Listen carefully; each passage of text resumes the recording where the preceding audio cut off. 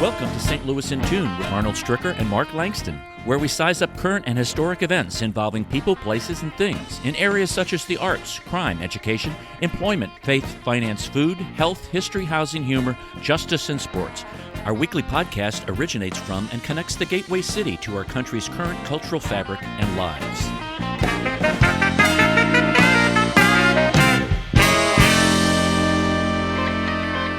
It's been 30 years since the Bosnian War, and director Joseph Paleo has a new documentary film, A New Home, that's being shown at Washington University this Sunday, July 17th at 5 p.m. Joseph, welcome to St. Louis in Tune. Thank you for having me. So you are a filmmaker. You are best probably known in the area with the film America's Last Little Italy, The Hill, which was shown on PBS, and you also got a Silver Telly Award. Congratulations for that. What was your impetus for this particular film? So after The Hill, a lot of people in St. Louis had seen the film, and they would come up to myself and Rio Vitale, our executive producer, and they were kind of pitching us on what they thought our next film should be. And time again, this Bosnian story, the Bevo Mill neighborhood, was coming up as something that we should potentially take a look at. And I started researching it last spring, really looking into it, thinking that this is possibly something that we would end up doing. And the more that I looked into it, the more I was just fascinated by the story and thought that it was really something that was worthy of a documentary being made. And so in the summer of last year is when we started filming, and we just wrapped up completing the film in late May. So it was almost exactly 1 year that we worked on this film. So how has the Bosnian community, from shooting this film, how has the Bosnian community impacted the St. Louis area as you've discovered over the last 30 years? Well, they definitely, in terms of a tax-based standpoint, when you have 70,000+ people come to an area, that's going to affect the tax base in a positive way. But also just bringing their culture with them, making St. Louis a more diverse area. St. Louis was extremely welcoming of these Bosnian refugees, and I think that's an important part of the story as well. You know, a lot of times St. Louis gets a bad rap. If you're talking about, oh, we're making a documentary about a community in St. Louis, 9 times out of 10, people are going to think that that film is going to have a negative connotation.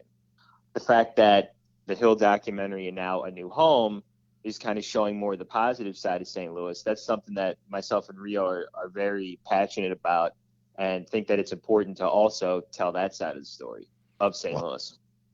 I never, this is the first I've heard that there's so many Bosnians. 70,000 seems like a lot of folks that have come to our area. Yeah, I mean, I felt the same way. I grew up in St. Charles, and I moved out to the Afton area when I got married to my wife, and I started noticing how many of our neighbors were Bosnian. And I drive through town and see multiple Bosnian stores throughout the town. And I kind of just started to realize just how vast this diaspora is here in St. Louis. Initially, these Bosnian refugees, they would come over to multiple cities throughout the United States.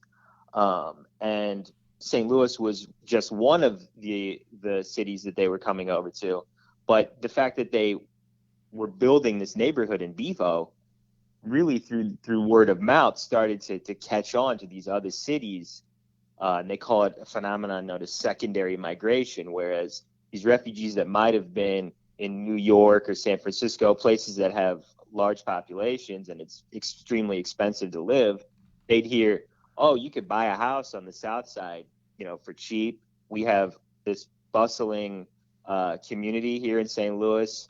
And so a lot of them, that's when they came over. It was actually after the war, where they had already gone to these other cities. And so that's really how the numbers started to get very high. And then once they come over, they start their families. So that 75,000 number that you hear all the time that's including these secondary migrants and including these second generation kids that were born of Bosnian parents. Well, one thing that you have is that you have on the information is that St. Louis is home to more displaced Bosnians than any other city in the world, which speaks really highly of St. Louis. As much as we do hear the negative, like you said, and you're making this into a positive. And in the course of this film, are you talking to a wide range of age groups? In other words, are you talking to people who maybe have fought in the war and maybe who are now grandchildren of people who have fought in the war? Yeah, so we talked to 5 Bosnian refugees. We talked to ranging from people who are now in their late 30s that were children when the war began, and also 3 people who were in around their 30s. So they were grown-ups at this time when the war happened, and they had to flee with their families. And then at the end of the film, we talked to a American-born Bosnian girl who's 16 years old and talks about, kind of the effect that it's had on her family, and also where she thinks that the future of the Bosnian community is going. But it was very important for us that we wanted to get those different age ranges. We wanted to get, children and see how that affected them witnessing all of these atrocities. And there's just some absolutely incredible stories in this film. I can't wait for, St. Louis and beyond to hear these stories, because, the Bosnian War is not one that is talked about often. Right. Especially, right whenever I got into this project, I knew that I had to find out everything that I could on this Bosnian War, because this is not something that's I was taught in school, and I was born in 92, so the year that the war began in Yugoslavia. So it wasn't something that I was very familiar with. And I think that once you see the visuals that we have along with the stories that these refugees are telling, it's incredibly powerful, and it's shocking to see this ethnic cleansing and genocide that was going on in Bosnia. And there was concentration camps in these areas. You hear a concentration camp, the first thing you think of is World War II. You're not thinking the Bosnian War. So I think that it's going to be an eye-opening experience for a lot of people to see this film, and hopefully a learning experience for them. Has the film changed you and your perspectives on refugees at all in any way? Well, I mean, I think it's changed multiple perspectives in terms of my mindset. I lived with this film for 1 year, where basically everything I thought was about this Bosnian story. And so when things happen in your own life that maybe will get you down, or things of that nature, you really start to put things in perspective when, for example, the Hill documentary. We released that film right at the beginning of the pandemic. And so we didn't have the opportunity to have a public screening for that film. And that was really a letdown for us, because we put 2 years of our life into this film, and, we wanted to share it with the community, and it had to go virtual because of the pandemic. So that really, got us down. Then you'd start to hear these stories about children 6 years old looking out the window and seeing their neighbors dead on the street, or their father being taken away to a concentration camp when the war begins. I mean, this puts your entire life into perspective, that, things are not nearly as bad as you think they are. You need to be appreciative of all that you have. So I mean, and in terms of, as it changed my ideas on refugees, it wasn't necessary. Refugees in general are not something that was at the forefront of my mind. Mm-hmm. And so, you hear on the news, oh, Afghan refugees are coming over to St. Louis, or Ukraine refugees are going to start coming over to St. Louis. It's not something that I really thought twice about. Now, after living with this story and after learning so much about it, I think the more refugees, the better, in terms of, especially for St. Louis, to try and let's get people into this area. Let's get people populating this area. That, we get into the film at the end. The population numbers of the city of St. Louis are declining rapidly. We need warm bodies in that city to hopefully try to, kickstart um, kickstart the area, just like the Bosnians did in the 90s. So you've done some films on the Hill in an Italian community. You've done this film on the Bosnian community. Now that there's some refugees or immigrants from Afghanistan and Ukraine, are there some future films about those particular groups? I'm not sure. So the thing that the Hill had going for it, and the Bosnian story had going for it, was that they are historical in the sense Mm-hmm. that there was 140 years of history that we could go through with the Hill documentary. There's exactly 30 years now of the Bosnians coming over. These stories are so new with the Afghans that, and the Ukrainians that are going to end up over here.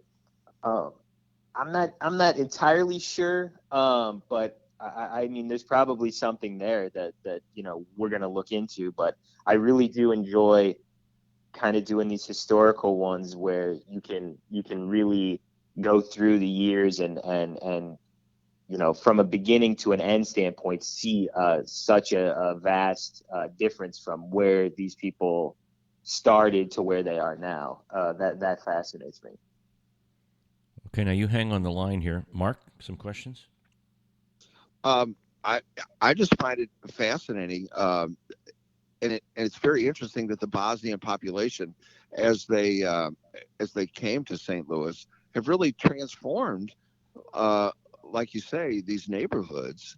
Um, they've really put the population back in there, hardworking people, and they're really making a settlement. It's almost like a settlement of their culture and everything, and it's just. I was wondering how unique it is, that St. Louis is, but you said I guess there's about 30 other communities, which really isn't that many in the United States, I wouldn't think. So we're pretty fortunate, I guess. Yeah, I definitely think so. And one of the things that happened, obviously, through the years is, they started in the city. So they started in South St. Louis, specifically the Bevo Mill area. But over time, they wanted the American dream. They wanted to move to the suburbs, get a bigger house, get their kids enrolled in better schools. And so, selfishly, you kind of hope that they would have stayed in the city, but you understand why they moved to the suburbs. And one of the things we get into in the film is the fact that how that affects the city of St. Louis because of that division of the city versus county that is almost, St. Louis is one of the only cities in America that is set up that way. So, it's something that we thought was important to get into the film to really show how much that they're leaving that Bevo area and going to South County really affected the city. Interesting. Yeah, it's really fascinating. Um, it just really is fascinating. And the Dutch, I guess the Dutch, there's a scrubby Dutch area of St. Louis. I don't know if anybody ever pays much attention to that area anymore. Uh, Losing you on that, Mark. oh, sorry. I was saying there are other areas in St. Louis too, like Arnold had mentioned. The Dutch, there's a Dutch area of St. Louis. I don't hear much about them at all, but Uh-huh. um, this is fascinating. The Bosnians, I think, the ones that I know, the Bosnians that I've met, had the pleasure of meeting, they are, like you say, hardworking contributors to our community, and it's just great to have them settle here in the St. Louis area. Yep.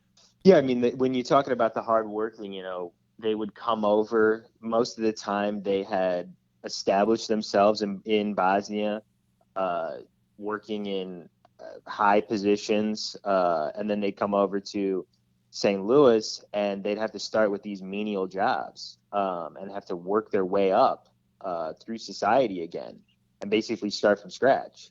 So the So people that you had a chance to interview, I'm sure that were they real welcoming and anxious to tell their story? Well, it's difficult because you're talking about, going into this, we knew the people who are going to participate in the film are going to be reliving probably the worst experiences of their lives on camera. So that's a tough ask. And we knew that early on.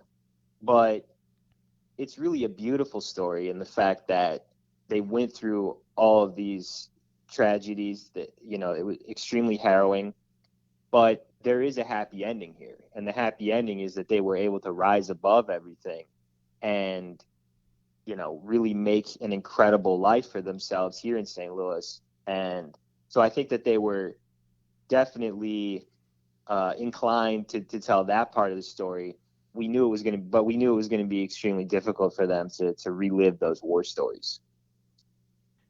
We've been talking to Joseph Palaio. He is the director of A New Hope, which is a documentary on the Bosnian refugees who came to St. Louis, and you can see that film Sunday, July 17th at 5 p.m. at Washington University Brown Hall. Joseph, we appreciate you talking to us about the film. Thank you very much. I really appreciate it. Thank you, Joseph. We are glad you listened to this episode of St. Louis in Tune. Please share this podcast or tell a friend. St. Louis in Tune is produced in cooperation with KWRH 92.9 FM and Motif Media Group. For St. Louis in Tune, I'm Arnold Stricker.